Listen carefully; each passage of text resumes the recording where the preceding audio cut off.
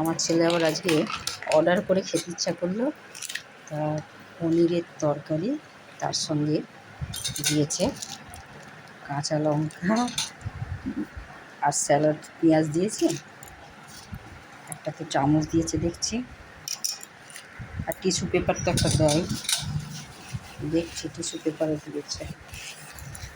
এখন এটা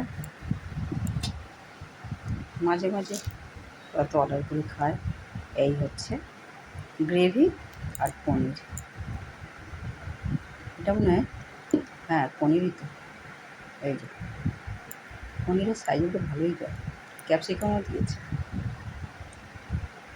এই যে পনিরের সাইজ, মাঝে মাঝে বানিয়ে খায় বা আর কি অর্ডার করে খায়, সেটা আপনাদের একটু দেখালাম।